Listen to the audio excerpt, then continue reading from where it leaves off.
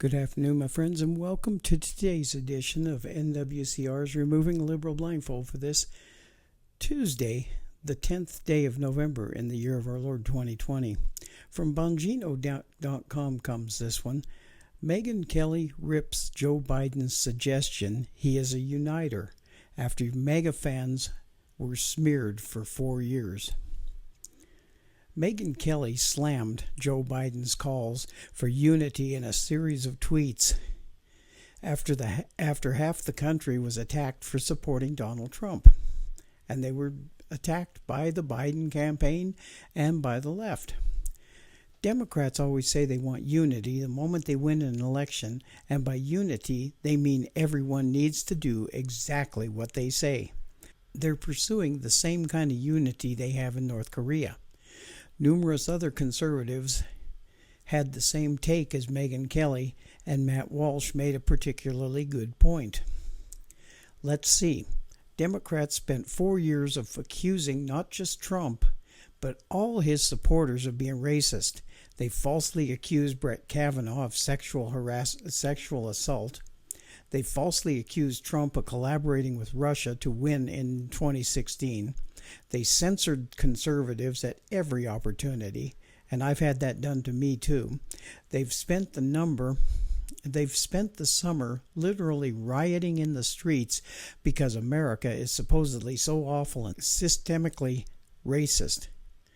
They're already planning out enemies lists of people that oppose them, and what?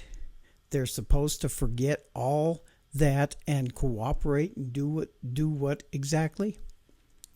Pursue a far-left agenda designed to elevate socialism and permanently transform America into a more politically correct version of Venezuela? And what exactly is there about the Democratic agenda that should excite conservatives?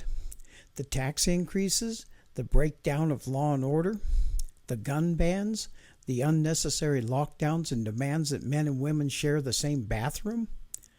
No, thank you. Unity is nice, but it requires people who disagree to still share basic values and treat each other like well-meaning human beings. That is something the left can't do. That is far too heavy a lift for liberals, so there isn't going to be any unity now or any time in the foreseeable future. And now to remove the liberal blindfold here, folks, as we move farther into the season of the witches, and in that I am talking of the Democrat Party, we the people have to keep praying. The one thing we still have on our side is God, our Father in heaven. I truly believe this because evil does not prevail, and evil that we have seen inundating this nation for the last 5 years has been truly evil and truly nasty to the well-being of this country. Believe it. As the prayers of millions of patriotic Americans go out, we have seen just the past few days many more stories coming out of the fraud and deceptions that the left has made all of us endure. But they now have a new one, my friends. Biden is telling us all now that been elected, we can now heal and we can now unite and we can get this nation back to greatness. My friends, here is what no one on the left is thinking about. For the last 12 years, and in this I am going back to the Obama years, this nation has suffered horrible atrocities against the right that if this was attempted against the Democrats, it would not, and let me repeat this, folks, would not be allowed. And it would be stopped right there. In all that has been done over the last 12 years, the Republicans are just as much to blame for all this mayhem that has inundated our great nation because of one reason and one reason only. This was not stopped. The Republicans had law and order on their side, and most of the right wouldn't do anything about this lawlessness by stopping it. No, they spoke a good speak at times, but they never put a stop to any of the lawlessness that happened all over this nation, except for a few. Now, driving around here in Albuquerque since the election, I've seen many stores that were boarded up so that if something happened, the windows wouldn't be broken in the riots. Folks, If the law enforcement had been allowed to do their jobs, this would have ended years ago.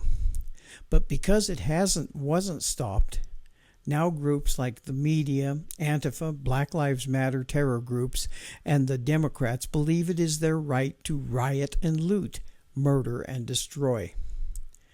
This, my friends, is the result of the Democrats pushing for lawlessness while not taking the blame for any of it, but instead blaming Trump, when Trump had nothing to do with any of it except to try to stop it.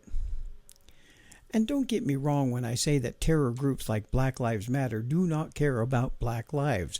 No matter how many blacks and whites paint BLM signs all over the place, they do not care. This is insanity at best, and this nation will not heal until the fraud of this election is found out and the perps are put in prison. And Black Lives Matter terror groups end up having to pay for all the damages that they themselves caused over the course of this summer. Then and only then will this nation start to heal. Biden will not help the healing. He is one of the ones that caused all of it. So it is a joke that he is now saying we need to heal. His presidency will do nothing of the sort. They will continue to divide and make the pit for all of us even deeper until the American people wise up and stop electing this murderous group of politicians and finally take them out for good. That is another reason why I always end my updates and my shows with what a friend of mine used to always say: we will not be ruled. Don't take what I said here wrong, my friends. The enemy of this nation has been the Democrat Party as of late, and as long as the people elect any of them to office, they will take that as a mandate to continue the destruction our nation has suffered over the past 12 years. This is Robert the Infidel for today's NWCR's Removing the Liberal Blindfold from behind the silver microphone of freedom, which is brought to you by Conservative Nation Media, where we fight to make sure America always wins. Have a blessed day, and God bless you all.